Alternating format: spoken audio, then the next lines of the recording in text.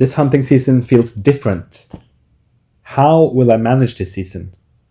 I need to become better at managing my time and more efficient with the time I have, while still holding on to the things I enjoy most about hunting: the preparation, the planning, the patience, and sometimes the payoff.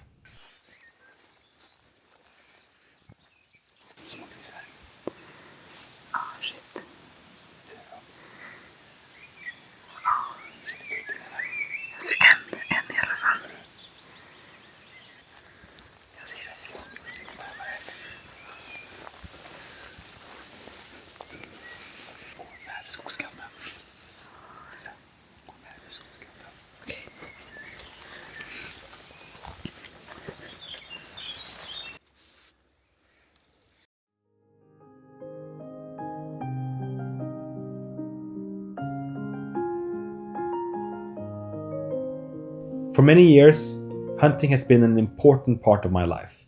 It is where I have spent time with friends, learned from people with completely different backgrounds, and developed a deeper appreciation for the wildlife and landscapes around me.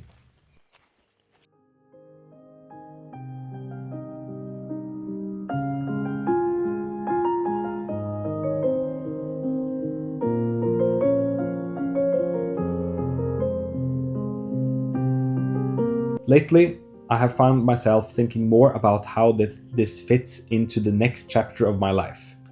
In less than a month, I will become a father, and while I'm looking forward to that more than anything, it has also made me reflect on the things that matters to me and how I make space for them. The older I get, the more I realize that hunting is not just about the hunt.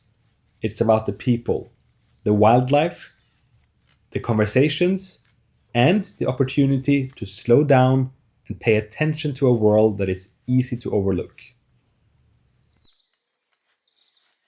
At the same time, I have found myself asking more questions. Questions about wildlife management, conservation, the relationship between hunters, landowners, and society, and about how much there is still to learn. The truth is, the more time I spend outdoors, the more I realize how little I actually know. This project is an attempt to explore some of those questions, not as an expert, but as someone who is curious enough to keep asking. This year, together with friends, hunters, researchers, landowners, and freshly minted hunters, we are going to document the season as it unfolds. The hunts, the successes and failures, the people we meet, and the questions we encounter along the way. Not because we have all the answers, but because we are curious enough to go looking for them.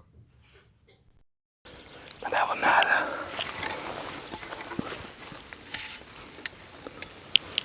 Ja, fan, sakta.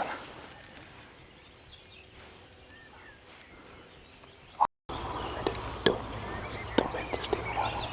Men alltså det där är ju en bra hög med kulting alltså. Den ser oss. Den ser oss. Fan, jag får inte helt till fokus. Det är mörkt och någonting. Det är sugen. Du såg hur kultingen var drog. Den såg inte oss, den luktade oss. Jag tror inte den såg oss. Nej. Ja, men Due to Sweden's shutdown of the 3G network, we had to recently upgrade our camera, which was fairly nice because we're very happy with this one. Internal battery lasts for a couple of weeks, so we've hooked it up to an external battery to work. It has the camera itself has a USB-C inlet, and I bought this converter of Amazon, and fortunately this seems to work super well. But now during the summer months I'm going to try the solar panel that came with and see if that is enough to power it. So I have my back facing south, so this should give it enough sunlight during the entire day.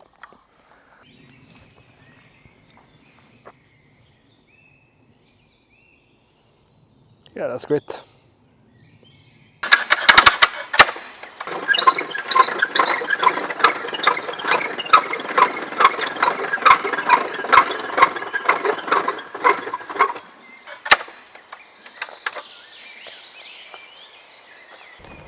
it is quite beneficial to have the feeding station located a bit above ground so that the food gets spread over a larger area. This ensures that it takes a little bit longer for the boars to eat all the food and gives you a better opportunity to take a safe shot. We feed with whatever we have available. So this is all that is left. And I really like the design of this station that we have built here. The fact that you can lower it down makes it really convenient to fill it with corn or whatever. Only holes that is made in the barrel is at the bottom to fit the actual food spreader. There's no holes up here, means there's very little moisture getting into the barrel. And this means that whatever you have inside here is kept safe from mold and does not rot. So that's also like another beneficial thing with this design. There are a lot of other designs where you have to climb a ladder and during the winter seasons these are usually slippery, and then you have to lift the food above your head and pour it down, which is a very uncomfortable move. So I think that the future self really thanks you if you go ahead and construct one of these. The idea here is not really to feed the boars. We only spread for approximately 1 second every night, and that's not enough food to sustain the population.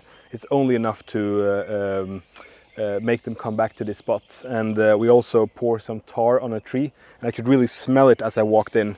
So the whole area is has a smell of tar, and the boars, they can actually smell the tar for kilometers, so that also attracts them to this place.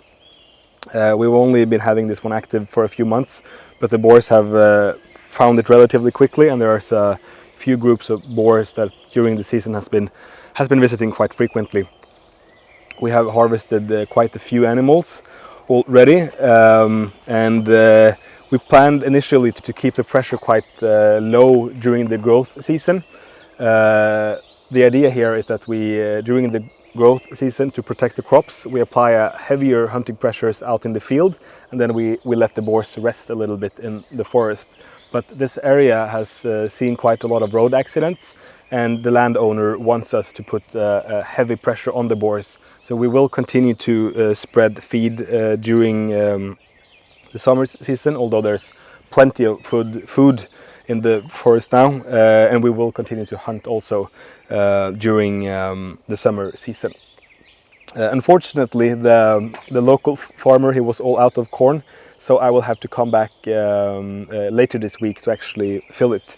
But the landowner has noted that the blue barrel is noticeable from the road, so he's asked me to try to camouflage it a little bit. So we had this old camo net we put on, but I will also spray the barrel in a green color so that it blends a little bit more into the rest of the area.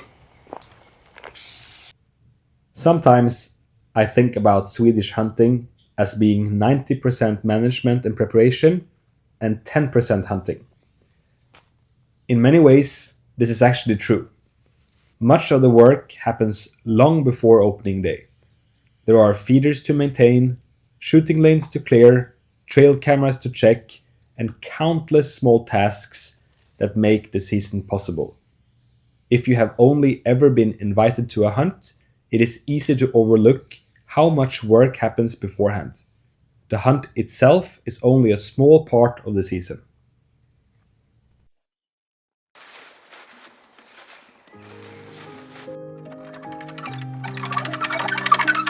And here it doesn't hurt to attempt to make the solar panel face south.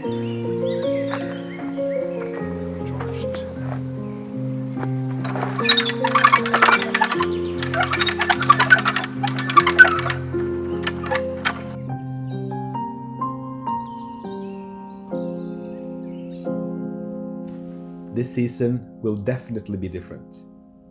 Partly because life is changing, perhaps because I have more questions than answers, or perhaps because I'm finally taking the time to document a journey that has been quietly unfolding for years. Either way, I am glad that you are here, and welcome to Scandinavian Field Notes.